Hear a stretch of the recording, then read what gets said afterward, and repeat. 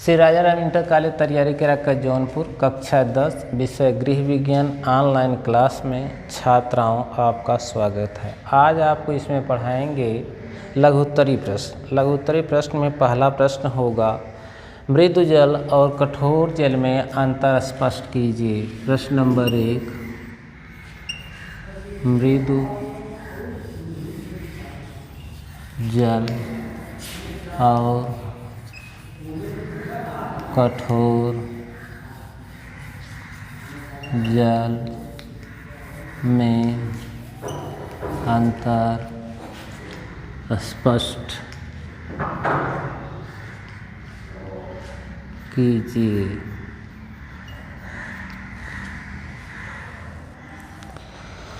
Number 1 होगा, इसमें एक तरफ लिखेंगे उत्तर में मृदु जल, दूसरी तरफ कठोर जल। मृदु जल में है पीने में मीठा व स्वादिष्ट होता है। मृदु जल स्वाद रहित गंध रहित होता है।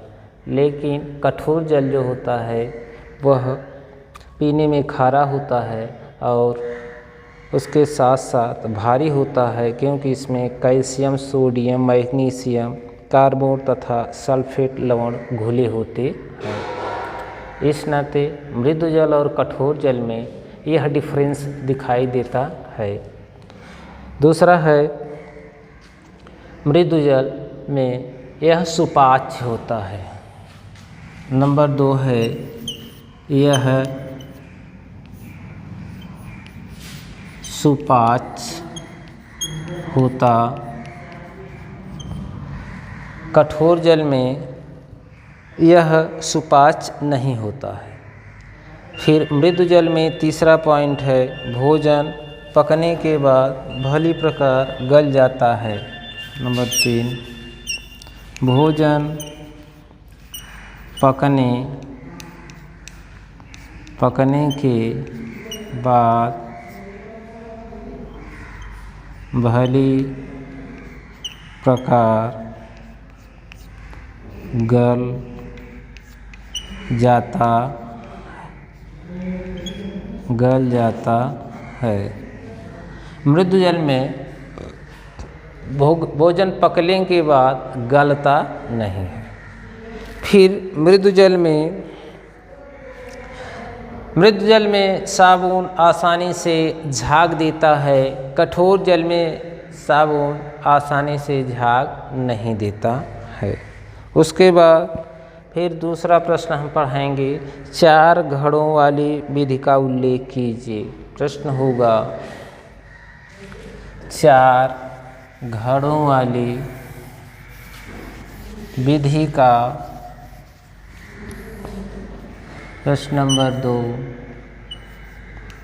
4 घड़ों वाली विधि का उल्लेख कीजिए।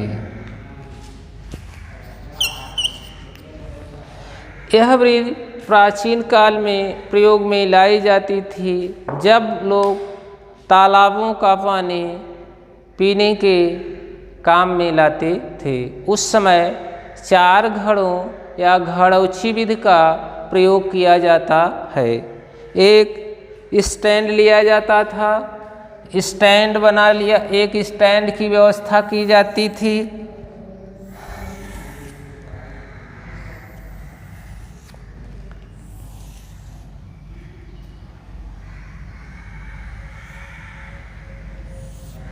एक स्टैंड में 4 घड़े सेट किए जाते थे।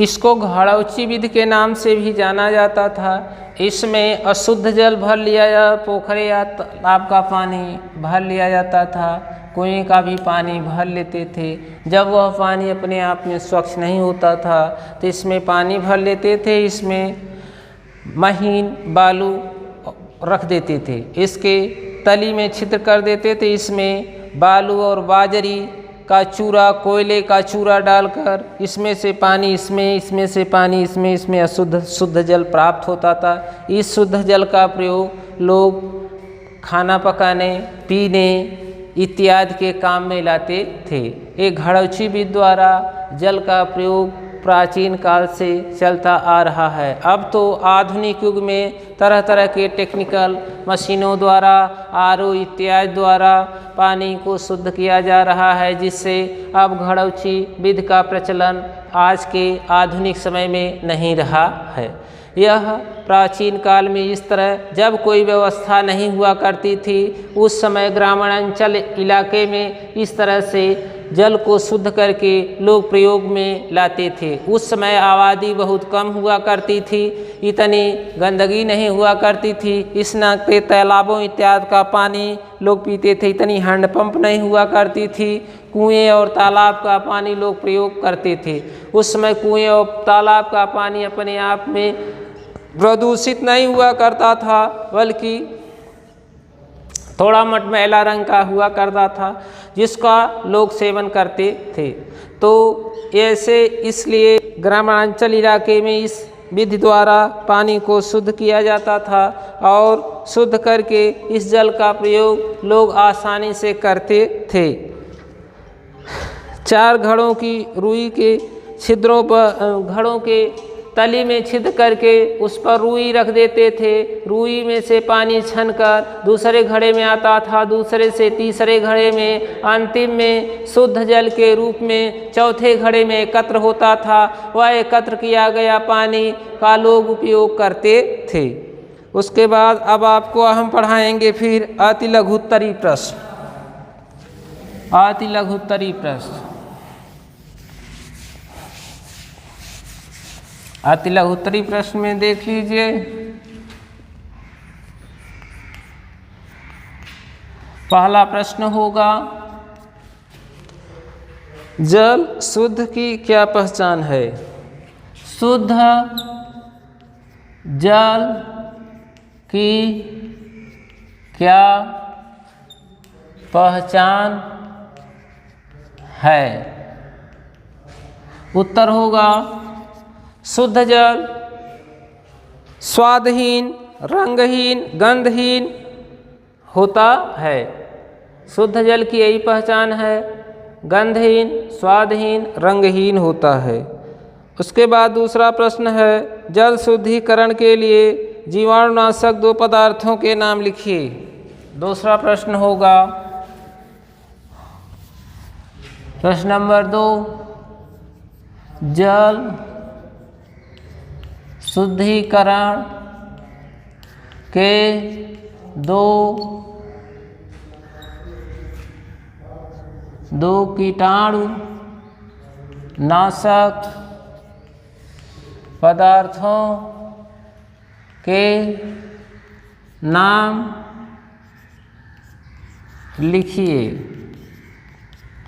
उत्तर होगा, लाल दवा,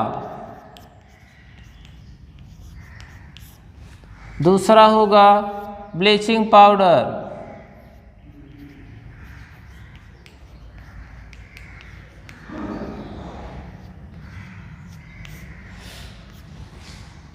लाल दवा को पोटेशियम परमैंगनेट के नाम से भी जाना जाता है।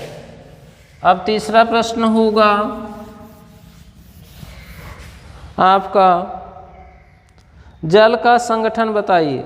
जल एक रासायनिक यौगिक है, यह 2 प्रकार की गैसों से के मिश्रण से बनता है। इसका सूत्र है H2O। इसका सूत्र है H2O। अगला प्रश्न होगा, मनुष्य के शरीर में जल कितने प्रतिशत होता है? मनुष्य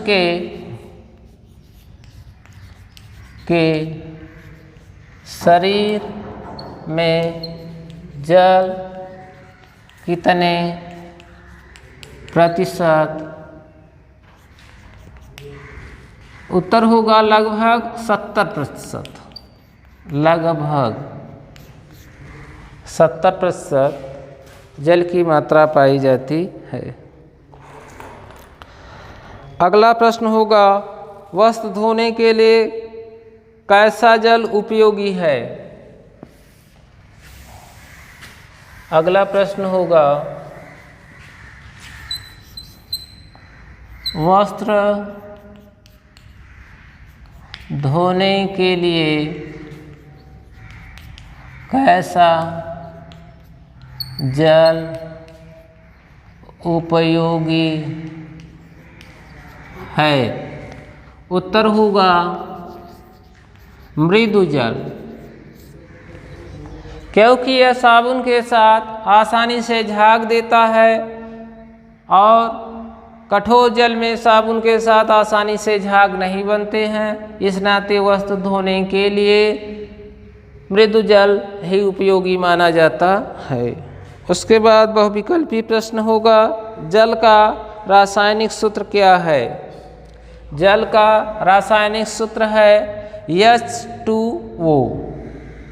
प्रश्न है, जल का रासायनिक सूत्र क्या है? A, B, C, D।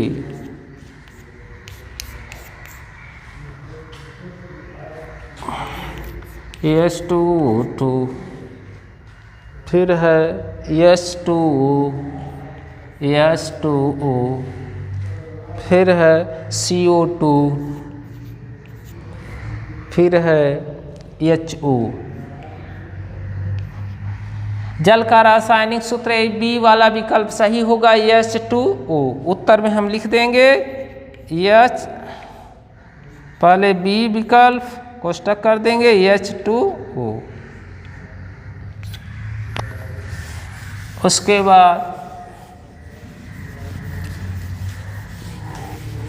अंतिम प्रश्न होगा आपका, मानव शरीर में जल का प्रतिशत है? मानव शरीर में जल का लगभग 70% भाग जल का बना होता है।